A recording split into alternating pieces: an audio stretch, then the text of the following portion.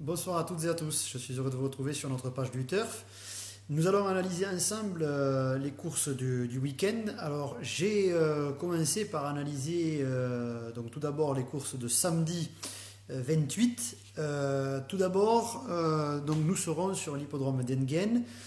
J'ai étudié la R1C1, donc c'est une course D au trot monté pour chevaux de 6 et 7 ans. J'ai retenu dans cette épreuve le 5 Sirocco d'Auvilliers. Je n'ai rien inventé, je vous l'accorde. Adrien Lamy vient de se classer deuxième le 1er juillet. Il avait été premier le 23 juin. Le cheval donc est en forme. Il a affronté des lots comparables. S'il répète ses dernières sorties, à mon avis, il devrait jouer le podium. Pour le coup, c'est une base.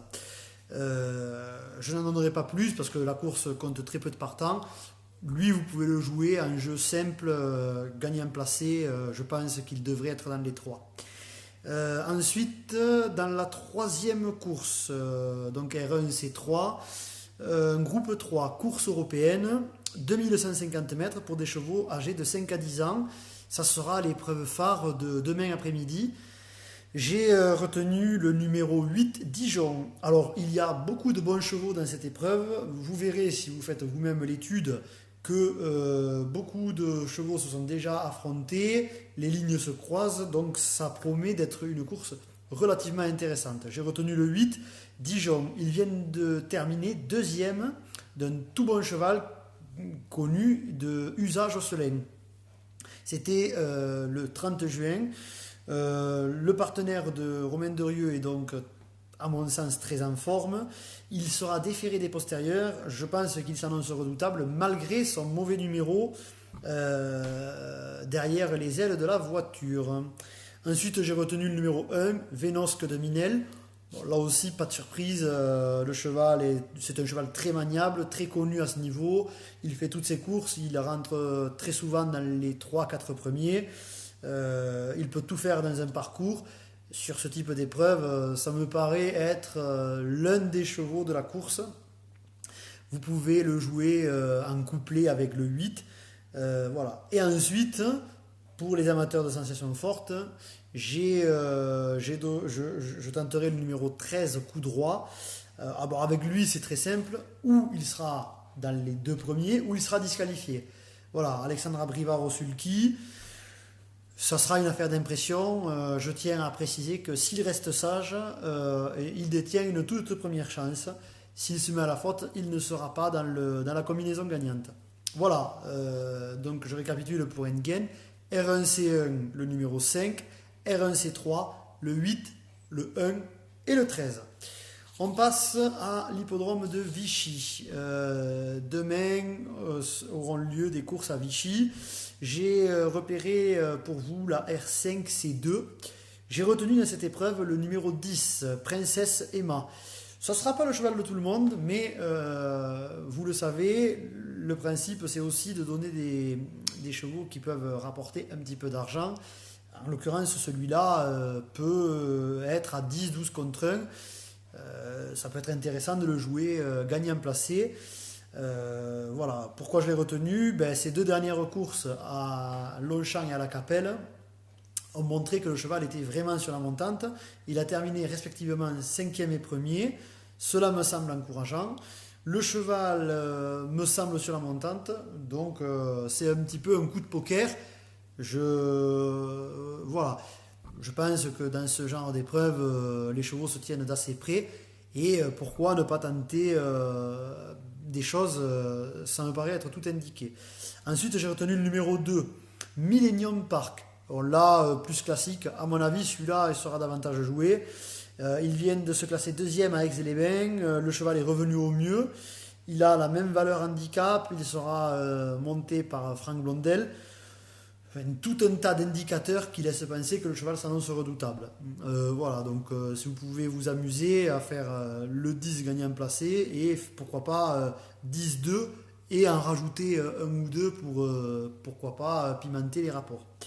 Ensuite, j'ai étudié les courses il y aura des courses au Mans. R4, C4. Bon, mais là, on va aller vite. Course assez ouverte. J'ai retenu Estimabella. Il s'est imposé dès sa rentrée dans un très bon style et dans un lot relativement qui tenait la route. Le cheval est en forme, je pense qu'il s'annonce redoutable. Jean-Michel Bazir au sulky, il devrait être logiquement favori. Et ensuite, j'ai retenu le 10, Escale Méloise. Il vient de gagner au Sable d'Olonne. Je pense que ça peut être un bel outsider à Bellecote. Voilà pour les épreuves qui auront lieu samedi. On passe aux épreuves de dimanche. Dimanche à Deauville, réunion de gala. Il y aura des belles épreuves à Deauville.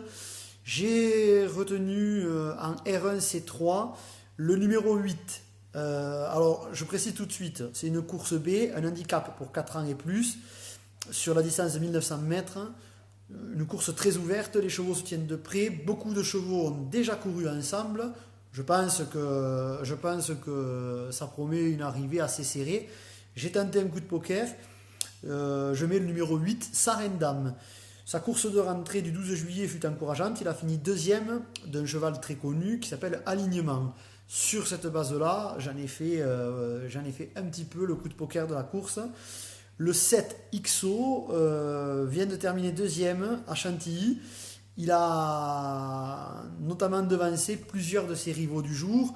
Je pense que la distance est un petit peu raccourcie puisqu'il était sur une distance de 2100 mètres. On sera là sur 1009. Je pense que cette distance va servir ses intérêts. À mon avis, il s'annonce assez redoutable. Il peut se hisser sur le podium. Donc le numéro 7, XO. Et si on prend le numéro 7, eh bien, il est difficile de ne pas prendre le numéro 5, Pump Palace. Le 3 juin, sur l'hippodrome de Chantilly, il a terminé juste derrière XO. Les deux chevaux se retrouvent dans les mêmes conditions de poids. Voilà, c'est vraiment des lignes correctes. Je pense que ces trois chevaux-là me paraissent vraiment tenir la route avant le coup. Bien sûr, les courses doivent être courues, mais je pense très sincèrement que ces trois-là, du moins je tenterai un jeu avec ces trois-là, le 8, le 7 et le 5. Et ensuite, on part à Enghien, dans la troisième épreuve du programme, donc R5, C3. J'ai retenu le numéro 8, Espace Fixe.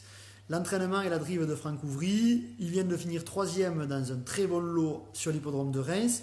Il sera à nouveau déféré des postérieurs, une configuration dans laquelle le cheval a montré qu'il était capable de très très bien courir. Je le crois capable de se hisser sur le podium. Pour les jeux simples, il devrait y avoir une petite cote. Le numéro 2, et pourquoi pas, n'est pas incapable de surprendre à ce niveau. Il bénéficiera de la drive d'Éric Raffin. Je pense qu'il faut s'en méfier. Certes, le lot qu'il a affronté la dernière fois était un peu inférieur à ce qu'il va affronter là, mais comme je dis toujours, à l'impossible nul n'est tenu. Cela étant dit, il faut toujours tenter des choses dans les courses. Voilà, on récapitule pour dimanche. R1 C3, 8, 7, 5. R5 C3, 8, 2. Voilà, ça sera tout pour aujourd'hui. Prochainement, je ferai une vidéo sur finalement les interviews, les rencontres que nous pouvons faire. Et si vous avez aimé ce pronostic, si cela vous a aidé, n'hésitez pas à liker, n'hésitez pas à vous abonner. Si vous voulez poser des questions sur les courses de samedi et de dimanche, eh bien je suis ouvert. Il vous suffit de laisser un commentaire juste en dessous de la vidéo. Je me ferai un plaisir de vous répondre. Sur ce, bonne soirée, bonne chance.